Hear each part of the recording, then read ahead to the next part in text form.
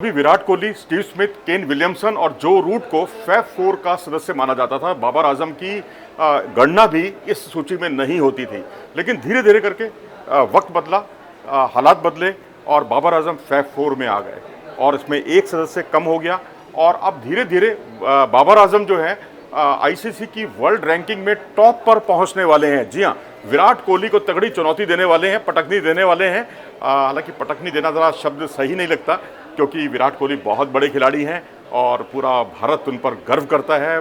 भारत ही नहीं, पूरा दुनिया उन पर गर्व करती है, उनके खेल की कायल है। लेकिन बाबर आजम ने जो अपनी मौजूदगी का एहसास कराया है पिछले कुछ 10-12 पारियों में, वो वास्तव में काबिल तारीफ है। और आईसीसी वर्ल्ड रैंकिंग में उन्होंने पिछले दिनों रोहित शर्मा को पीछे छोड़ा और अब विराट कोहली को पीछे छोड़ने की उन्होंने तैयारी कर ली है।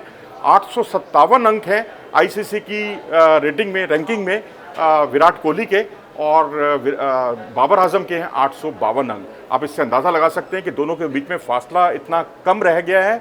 और फासला कम रहने की बड़ी वजह उनकी साउथ अफ्रीका के खिलाफ शानदार फॉर्म है, जिसमें उन्होंने एक 94 रन की पारी खेली, एक उन्होंने सेंचुरी बनाई, एक उन्होंने 30 प्लस की एक पारी खेली, यानी एक 90 प्लस का स्कोर और एक सेंचुरी उनकी कामयाबी को बताने के लिए काफ़ी है। पिछले दिनों हमने एक वीडियो में आपको बताया था कि पिछली 10 पारियों में उनका टॉप 10 प्लेयरों में सबसे अधिक रन है, सबसे अधिक औसत है।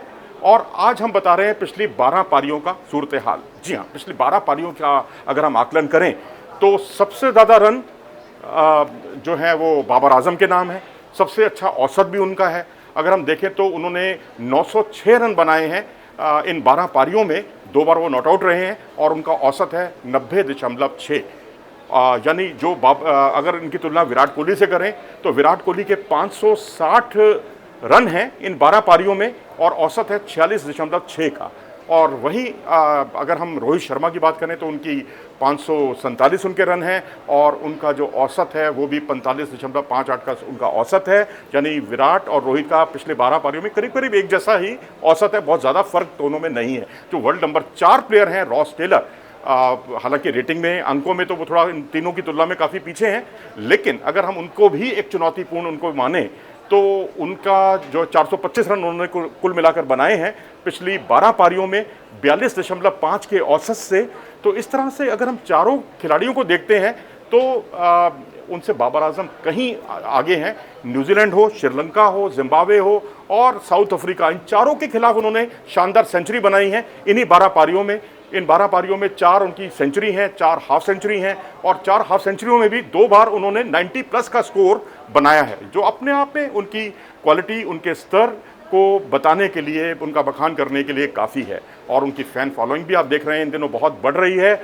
सानिया मिर्ज़ा उनकी बहुत बड़ी फ़ैन है और भारतीय महिला क्रिकेट टीम जो है उनके कवर ड्राइव की बहुत बड़ी कायल है। हालांकि कवर ड्राइव विराट कोहली भी बहुत अच्छे लगाते हैं, बेहतरीन लगाते हैं। लेकिन फिर भी मैं कहूँगा, अपनी बात मैं दोहराऊँगा कि विराट कोहली से कृपया करके मैं कहूँगा, पूरे पाकिस्तानी अवाम से मैं अपील करूँगा, उनसे तुलना ना करें। बाबर आजम को बाबर आजम ही रहने दें।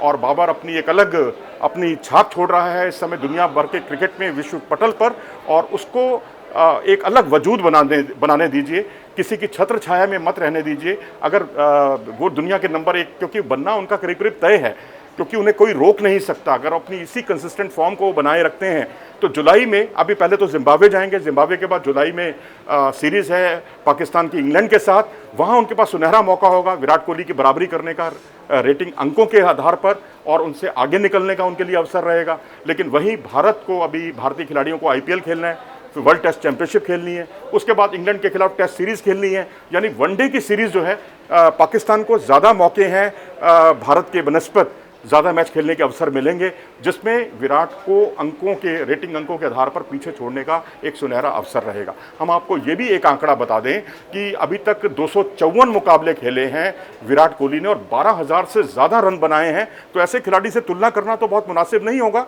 और अगर हम देखें बाबर आजम की, तो उन्होंने 80 मैच खेले हैं और 80 मैचों में उनके 4,000 रन होने वाले हैं। यानी अभी 1/3 रन उनके पीछे हैं।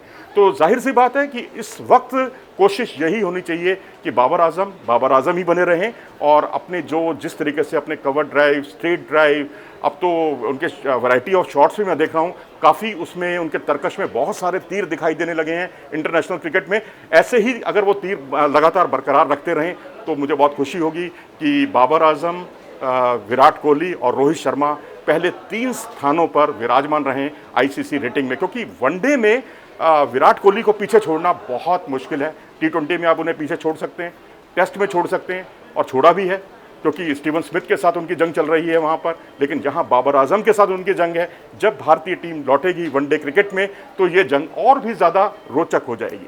आप क्या सोचते हैं इस बारे में? अपनी राय से हमें अवगत ज़रूर कराएं, कमेंट सेक्शन में लिखें, अपनी राय से हमें रूबरू ज़रूर कराएं। और अगर आपको ये वीडियो पसंद आया हो तो इसे लाइक करें और हमारे चैनल को सब्सक्राइब भी करें।